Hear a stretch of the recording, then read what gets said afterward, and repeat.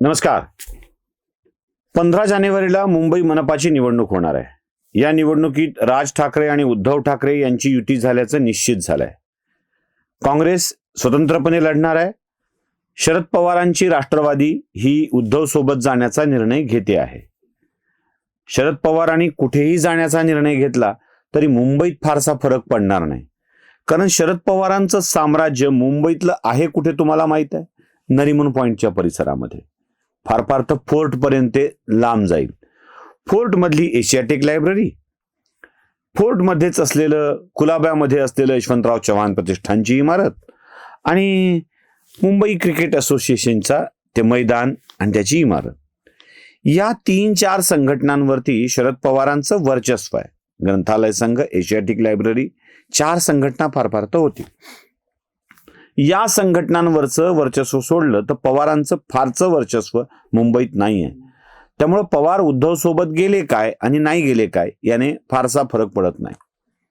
काँग्रेस मात्र वेगळी लढते आहे आणि काँग्रेस वेगळी लढते आहे याचा अर्थ असा आहे की काँग्रेसचे जे अन्य देशातले मित्र पक्ष आहेत, जसं समाजवादी पक्ष, ते काँग्रेस सोबत जाणार.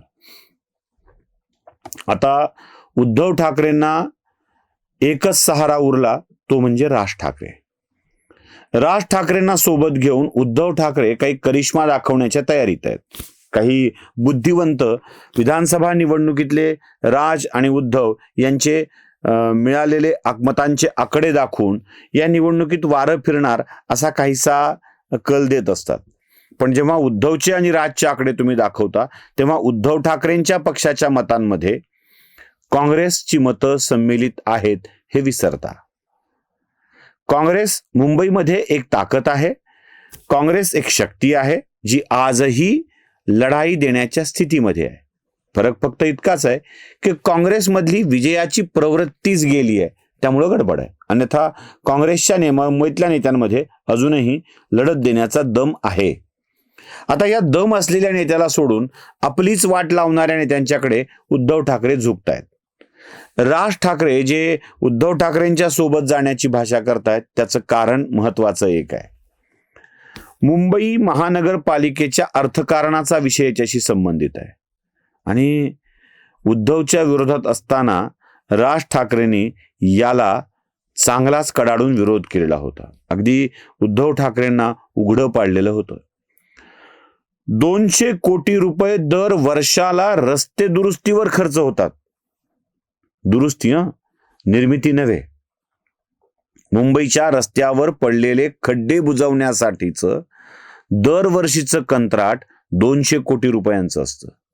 यापेक्षा मोठं कंत्राट नाले सफाईचं असतं. यापेक्षा मोठं कंत्राट मिठी नदीच्या स्वच्छतेचं असतं. म्हणजे हजारो करोड रुपये केवळ दुरुस्ती आणि स्वच्छता यावरती मुंबई मनपा खर्च करत असते.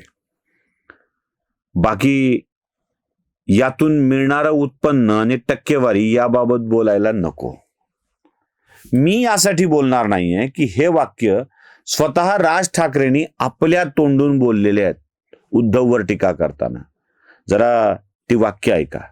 गेली अनेक वर्ष या मुंबई महानगरपालिकेमध्ये खाल्ले पैसे कुठे आहे ती मुंबई? तुमच्या तोंडावरती माननीय बाळासाहेबांचा फोटो दाखवायचा आणि ह्यांचे कारभार काय? हजारो कोटी रुपये लुटतायत तुमचे. हा इथे महापौर बंगला आहे. जर बाळासाहेबांचं स्मारक बांधायचं असेल तर मोठं बांधा. तुम्हाला बंगला आवडला म्हणून बाळासाहेबांच्या नावावरती घेऊ नका. त्यांचं सगळ्यांचं वास्तव्य आजही हे सगळे तिकडेच असतात. संध्याकाळी कोणाच्या गाड्या लागलेल्या असतात एकदा बघा, सगळ्या परदेशी गाड्या लागलेल्या असतात. सगळे व्यवहार तिकडे, नाव बाळासाहेबांचं. ऐकलं? म्हणजे उद्धव ठाकरेंचे कपडे काढलेत. पूर्ण कपडे काढल्यावर जी नग्नावस्था येते त्या नग्नावस्थेत उघड्या घरी नागडं गेलं, रातभर हिवनं तडपून मेलं, ही म्हण बरोबर लागू पडते अशी स्थिती आहे. म्हणजे यांनी त्यांचे कपडे काढलेत, त्यांनी यांचे कपडे काढलेत. उद्धव ठाकरे म्हणाले नव्हते का की रुद्राक्षाच्या माळा घालून, कुणी शाल पांघरून, कुणी बाळासाहेब होण्याचा प्रयत्न केला तर अशा नकली बाळासाहेबांना कोण विचारतं? ह्यांनी यांची शाल काढली, त्यांनी त्यांची पॅन्ट काढली, दोन्ही उघडे झाले आणि हे त्या थंडीत कुठे ऊब मिळते का याचा विचार करतायत. राज ठाकरेंनी उद्धवला का निवडून देऊ नये याचं दुसरं कारण सांगितलंय. अख्खी मुंबई बिल्डरच्या घशात घातली आहे. अख्खी मुंबई बिल्डरच्या कशात घातली आहे असं राज ठाकरेंचं वाक्य होतं. ते आहे का? म्हणजे महानगरपालिकेचे जे सगळे आरक्षित भूखंड होते ते बिल्डरांच्या घशात घालून मोकळे. आज जा तुम्ही तो माईम कॉजवेचा बीएसटीचा डेपो बघा. तो जो बीएसटीचा डेपो आहे तिकडे मोठ्या प्रमाणावरती पार्किंग उभं राहिलं असतं, पण नाही, एका बिल्डरच्या घशात घातला. हा इकडचा एसटीचा डेपो हा देखील एका बिल्डरच्या घशात घालण्याचं कारस्थान सुरू आहेत. अनेक गोष्टी सुरूच आहेत त्या. पाहिलं, टक्केवारीवर जगणारे उद्धव, बिल्डरच्या घशात मुंबई घालणारे उद्धव राज ठाकरेंसाठी अप्रिय झाले होते. राज ठाकरे शिवसेनेसोबत मी कधीही जाणार नाही हे शपथेवर सांगत होते. हे मी जात नाही, तुमको जाना है तुम जाओ, असं ते राजदीप सरदेसाईला ठणकावून सांगत होते. ऐका, तो आप कभी भी ये सोच भी नहीं सकते कि एक ना एक दिन आप वापस जाओगे शिवसेना में. तुम जाओगे? जा सकता हूं, कौन जाने. तो तुम जाओ, मैं नहीं जाऊंगा. नहीं जाओगे? नहीं. कभी नहीं जाओगे? कभी नहीं. पाहिलं ना. मग या स्वरूपातल्या राज ठाकरेंना उद्धव सोबत जाण्याची इच्छा का झाली? प्रश्न मोठा आहे. का झाली? याचं कारण आहे ठाकरे फॅमिलीचा फॅमिली बिझनेस आहे मुंबई महानगरपालिका. यांच्या जगण्याचा मार्ग आहे मुंबई महानगरपालिका, आणि त्या जगण्याच्या मार्गावर कोणी दुसऱ्यांनी अडकाठी आणून काढून खाणं थांबवू नये यासाठी मुंबई मनपा फॅमिली बिझनेस फॅमिलीत राहावा, तो ठाकरेंच्या ताब्यात राहावा यासाठीचा हा प्रयत्न आहे. बरं, फॅमिली बिझनेस हा भाजपने केलेला आरोप सहर्ष स्वीकारलाय तो संजय राऊतांनी. मी खोटं बोलत नाही, मी सप्रमाण बोलतो. ऐका. आणि BMC is not a family business. BMC हा फॅमिली बिझनेसच आहे. बीएमसी हा फॅमिली बिझनेसच आहे. आजारपणातून उठल्याबरोबर घेतलेली प्रेस आणि त्यात संजय राऊत म्हणतात की हा होय आमचा फॅमिली बिझनेस आहे. फॅमिलीचा धंदा फॅमिलीच्या हातात राहावा यासाठी केलेले वार, आघात सगळं विसरून दोन ठाकरे एकत्र आलेत, आणि या दोन ठाकरेंना आपला फॅमिली बिझनेस, आपल्या फॅमिलीची कमाई दुसऱ्याकडे जाऊ नये असं वाटतं. कमाई काय?